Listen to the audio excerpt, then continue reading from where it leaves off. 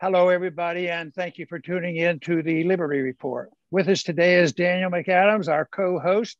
Daniel, good to see you. Good morning, Dr. Paul. How are you? Good. Good. And we are struggling along without full staffing, but with the help of you and Chris, we're doing quite well.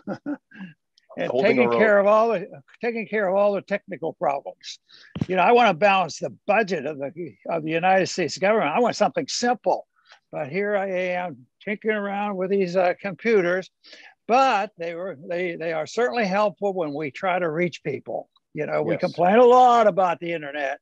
I tell you what, we've reached a lot of people just in these last few years on the subject that we wanted to talk about, current events on COVID, as well as the Federal Reserve. That's ongoing.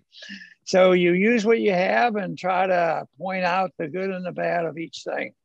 But Daniel, we're going to go back today and restart up our interest in COVID, because they're changing the rules. I can't believe this. I thought governments were reliable, and they say that, well, no, we have to reconsider, because there are new cases that are coming, and the expert who started this whole thing off, Ferguson, he says it's dangerous, more cases than ever. We have to do something before the world explodes. Well, I worry about the world exploding, but it's not from the people who say, why don't we use a little common sense on how we take care of our kids and how medicine should be practiced. That's what I really worry about, because all that is done with the undermining of our personal liberties. And all of us should be in the business of protecting, expanding our liberties. That's what history is all about. Certainly that was the early history of our country. But right now, we're working very hard to resist that declaration against liberty. And it doesn't look good.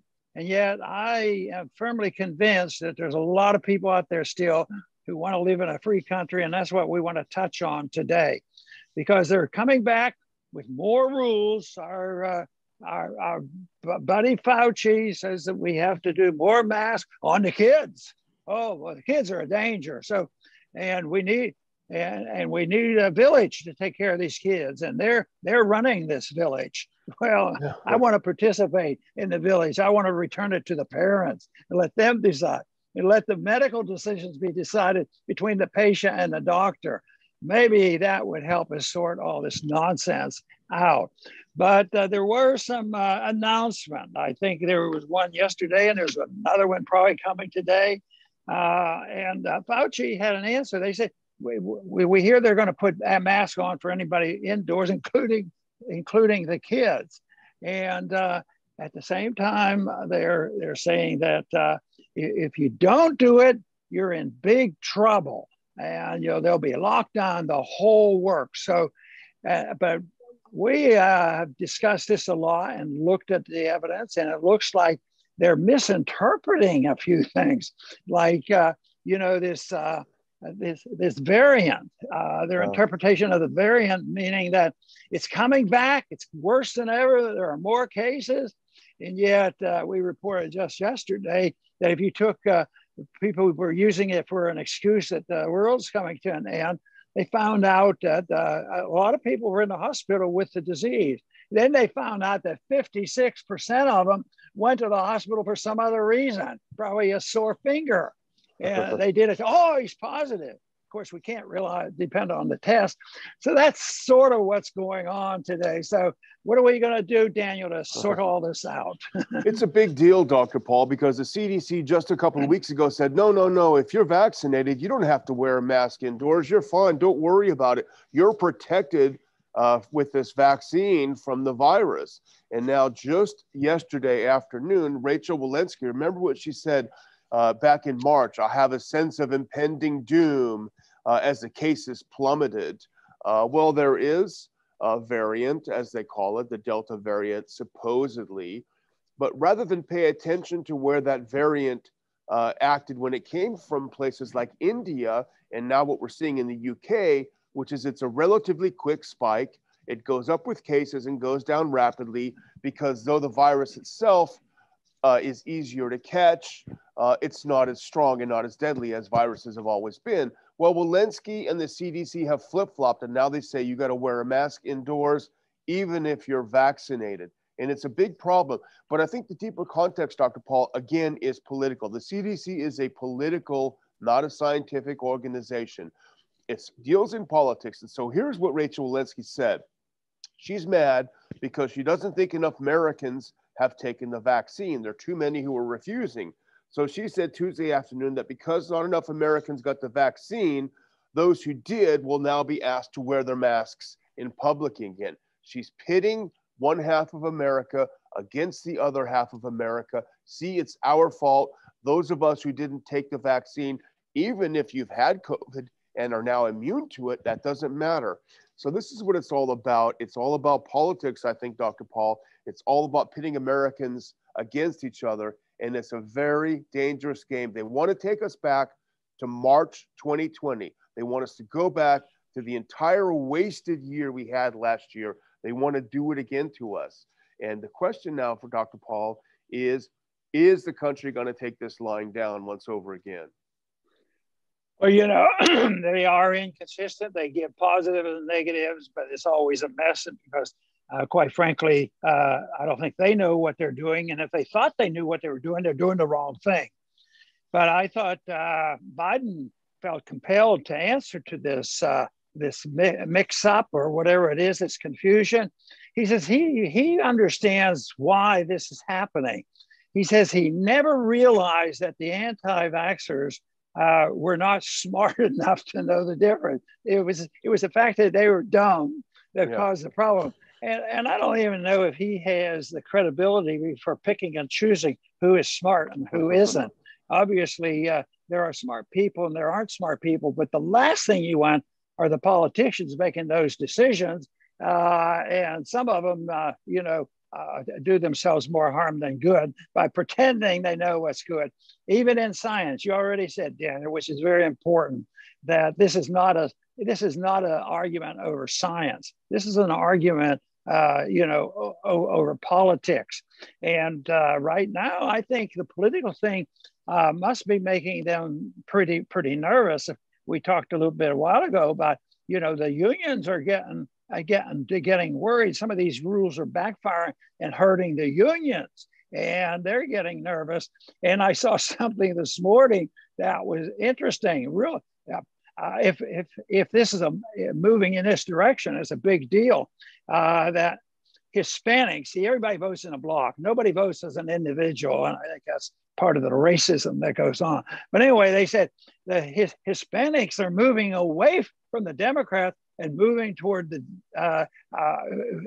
Republicans. Now that's a big deal. That'll get their attention. So they're willing to sell their soul, and where they've been auctioning their soul off for a long time, but now it's selling. They're selling outright their soul. They'll do anything possible because they have to hold those coalitions together. And I think this is something they have never measured before, because there have been so many minorities coming into this country, and they were usually, well, in quotes, mistreated. They weren't welcomed, and they had to assimilate. And then they finally became whatever they wanted to be, and they weren't stereotyped. And this is the reason why, in spite of all the problems of people coming and saying, well, how did he get here and whatnot, and they belong to this block, and the Democrats, of course, love it. If you can put them in a block and say, open the doors, everybody come in, it may all backfire. It may all backfire. Yeah. There may be people seeking freedom more than security, and that would be a good move in the right direction. Well, what's interesting about this new move that says you have to wear a mask indoors is some people have suggested, and I know, Dr. Paul, you would never think this, but politics has something to do with it, because we have learned from India and from the UK that the so-called Delta variant, as we said earlier, very quickly reaches its peak and very quickly declines. And in fact, in the UK, which has just gotten past its Delta variant, it was the, quote, day of freedom, the day that they were allowed to take off their masks and go out to the pubs and to the nightclubs. That instead, as you said, Ferguson was wrong. He said, oh my gosh, if you do that, it's going to be 200,000 new cases a day. Well, they did it anyway. Thankfully, they didn't listen to him. If people took off their masks, and now it's actually only 20,000 cases a day, and it's down 50%. So back here in the US, what some people are speculating is if you look at the Delta wave that we're looking at right now, it's close to its peak. It should peak in a couple of weeks. It's behaving like viruses always behave. And if it peaks in a few weeks, they're trying to get out ahead of it, Dr. Paul, by putting in new regulations now, because then when it peaks, they'll be able to say, see, our masks worked this time. The vaccines worked this time. It was getting bad, but you guys listened to us and did what we told you, and now it's going back down. This is the move that they're probably trying to do. I know it's dirty to play politics with health, but that's what I think they're doing, Dr. Paul. Yeah, you know, the big question is how will the American people react? Yeah. Or have they had a taste of freedom again, movement in that direction? Do you think there's a chance that they will resist more than they did a year and a half ago?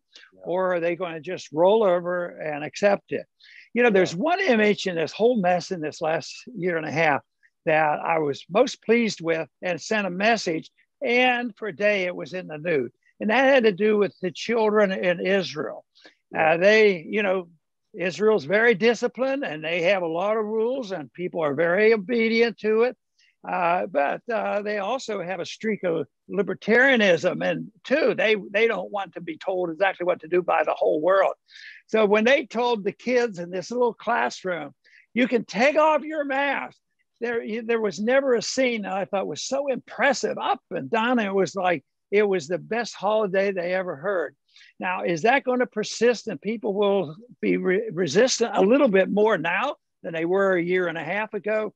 I think there will be. And it's, I hope that, and I don't believe it's going to be by political parties. There will be some, obviously the Democrats have a position different than Trump. There is that division, but I tell you what, there's an appeal to people. You shouldn't write off everybody who's not a Trump supporter that they hate liberty. Yeah. Because maybe they ought to have liberty so they can freely express themselves. So I think it's going to be very, very interesting on what happens when this comes, and it's coming right now. So and it's going to make a big difference. If our country and our people roll over exactly as they did a year and a half ago, I tell you what, we're in a lot more trouble than I think we're in. Yeah. But I think there will be resistance. All the states aren't unified. And it looks to me, Daniel, that they're going to pick on the federal workers too. Yeah, they are. Do you think that could be a division there? Well, it's interesting because, as you say, I think the dividing lines are being drawn because Trump came out and said, we will not go back to masks. We're not going to do it. And I think a lot of Americans, particularly conservatives, they still view Trump as their leader, certainly, if not de jure, de facto, their leader, certainly the leader of the Republican Party. And he says no. And not just him, but a good handful of Republican governors, including our own, thankfully, let's hope he keeps his backbone, but our own governor, Ann DeSantis in Florida, said, no way, CDC, take a hike. We're not going to do it. We're not going back. We're not putting masks on kids. We're not putting masks in schools. We're not going to do it. So if you start seeing some of this rebellion in the red states, it's going to be actually interesting. But it's also going to be disturbing because I think there's nothing that Biden and his administration want more than to divide America and to have the America basically put us all in the camp that they're putting the January 6th people in. So I think there is that rebellion. But as you also say, as we speak, it may be happening. He's expected to mandate federal employees, you've got to get that vaccine. Get it regardless. If you don't get it, we're going to test you all the time, just like in California. Test you every week, get your test. So it does remain to be seen. There are 2 million federal employees, Dr. Paul, last time I checked. I wonder what would happen if 1 million of them walked off the job in protest at being forced to take an experimental therapeutic drug on the job to keep their jobs. You know, they are always arguing, science is right. You have to follow science. And good science, the way I understood it over the years, is a good scientific discovery introduce 10 new questions, you know, and refinement and advancement of that.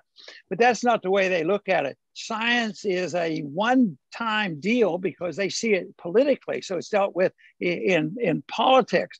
But I may have mentioned this before, Daniel, but I think it was interesting that because I'm looking back and thinking about my medical training. And one of the most fascinating things in the medical school and residency that the students loved were debates. And they would get two professors together and they had an opposite opinion on a scientific matter, but there wasn't any politics involved. It was scientific debate, and students were very open-minded. Well, I need this and that. And it still goes on, but it's been lost to the public. But they don't emphasize it. What they emphasize now is, how are we going to get another grant from the government? You know, what do we have to do to get the grant and get the money and buy vaccines and all this nonsense? That to me is, you know, a real problem that people don't want to have the real debate. And as long as it's political, we're in big trouble. But there's no reason why to think that debate can't continue, because I always thought, because it was exciting to us as students to see two professors dignified arguing on science, really science. That's when I really thought we were talking about science. And it wasn't like, it was just said by the federal government that we are to obey social distancing and wear masks. And then we see people, good pediatricians who might have had a different opinion a year ago, all of a sudden supporting masks, you know, for children. And they know darn well that they can't believe that anymore, but they still use it here. Even today, we're talking about Fauci says we have to do this. It's for the children. We have to do it for the children. And that is sickening. We're looking for the truth, and hopefully we can contribute to that. But right now, he can be pretty pessimistic when you see the power people and the power play, the money, the social medias, all the media. They're not in it for developing a truthful answer to the problems we're facing. Yes, and you know, remember the last time Fauci had his little problem with Senator Paul. Remember, he went on the stations that were friendly and said, well, when you attack me, you're attacking science. So that's the opposite of what you're talking about going on in the classrooms. But it is disturbing. And my final thought on it, Dr. Paul, is that the CDC, as you know, is not a legislative body. They have no authority to mandate anything. All they do is issue guidance. So it really now is on the lap of governors, it's on the lap of localities, and it's on the lap of private companies. Do you want to have your business destroyed again like you did last year? You do not have to do what they say. It's not a law. And people should understand that. We can't go back to where we were a year and a half ago. We won't have a country left. So they're trying to do a power play. It should be resisted by Americans who, as you say, Dr. Paul, of all political stripes, who want to live free lives. And my last comment, I would just remind our viewers, because we haven't talked a lot about things, we do have our student seminar on the back of our conference in September. If you go to ronpaulinstitute.org, on the upper right, you'll see a link. If you're an upper division undergrad or grad student that's interested in participating, click on that link for more info and to apply. So, Dr. Paul, back to you. Okay, very good. You know, I think there's enough evidence out there that we can continue momentum toward a more favorable position of voluntarism in the marketplace rather than the political position. We found that, the hypocrites were good fodder for us. We just talk about, and I think the governor of California was in this category again. About his kid went to camp. He was the only one that didn't wear a mask. Everybody else had to wear a mask. Wonder how he got that privilege. Anyway, good instincts by all people, Republicans and Democrats. If they have a smidgen of integrity, they don't like hypocrites. Now the flip-flops. How long can they keep flip-flopping? today there's a lot of flip-flopping. There's going to be another one tomorrow. That should wake up people. They're flip-flopping. What do they believe in? So I think the flip-flops are going to be as an asset to us, because people are going to say enough of is enough. And the other thing people don't like, and we're hearing more of already, and that is the self-serving positions, the money people. There's a lot of people, even before this mess started, they were very, very negative on the pharmaceutical industry, and they ought to be, because there's a lot of special interest there. You know, if we play on that, then maybe we could get back to an honest discussion outside of politics and into a more honest group of intellectuals in medicine and science, and start talking about it and start thinking about, well, science is expanding our horizon. It doesn't close us out. They're doing exactly the opposite. We have decided this is it. The science is this. That's closing out science. This is exactly the opposite of what they should be doing. You should expand it and invite people in for the discussion. I do want to thank all our viewers today for tuning in. I appreciate that very much. And please return to the Liberty Report soon.